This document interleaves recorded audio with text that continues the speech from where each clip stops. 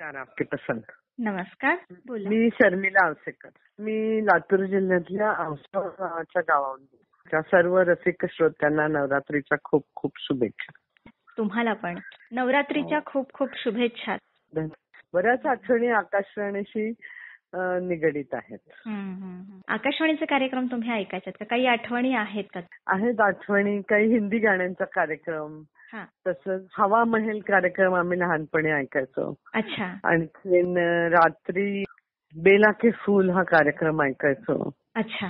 सकाळी 8 ते 9 मराठी गाणी लागतात विविध भारतीवर. तो कार्यक्रम ऐकायचो. 7:30 ला एक कार्यक्रम असायचा सकाळी. तो पण कार्यक्रम आम्ही ऐकत होतो.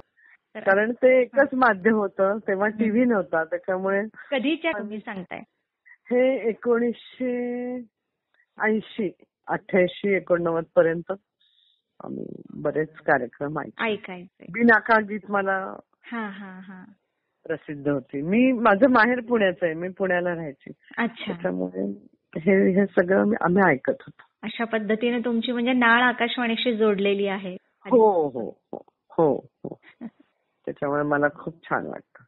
मला नवरात्राबद्दल बोलायचंय. नवरात्राबद्दल सगळ्याच रसिक श्रोत्यांना बोलायचंय. नवरात्र म्हणजे काय? नवरात्र म्हणजे फक्त देवीचा उपवास आणि देवीची पूजा असा अर्थ मर्यादित नाहीये. तर नवरात्र म्हणजे हा स्त्री शक्तीचा जागर आहे. आणि ती शक्ती आपल्या सर्व घरांमध्ये काम करते. हा जागर आदिशक्तीचा आहे. हा संहार आहे दुष्ट शक्तींचा, दुष्ट प्रवृत्तीचा, म्हणजेच महिषासुराचा. ही शक्ती मातृरूपात आहे, बुद्धी रूपात आहे, शक्ती रूपात तर आहेच आहे. आपण तिला शैलपुत्री, ब्रह्मचारिणी, चंद्रघंटा, कुष्मांडा, स्कंदमाता, कात्यायनी, कालरात्री, महागौरी, सिद्धदात्री या नावाने ओळखले जातो. पण मला असं वाटतं की घरोघरी गृहिणीच्या रूपात ती वास करते.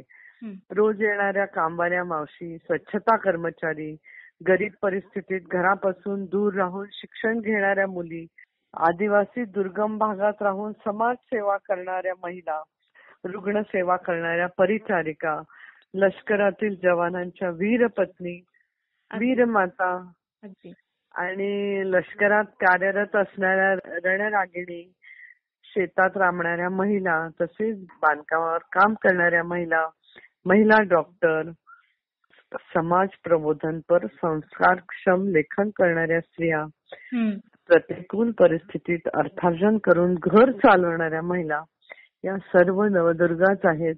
ती या देवीचीच सर्व रूप आहेत.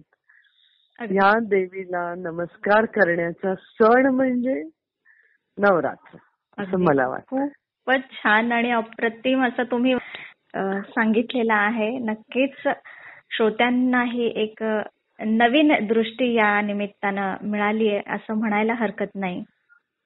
म्हणून महिलांचा आदर करा, त्यांचा अपमान करू नका, जरी काही चुकलं तरी सांभाळून घ्या, हे सर्व जणांना, सर्व श्रोत्यांना माझं सांगणं आहे.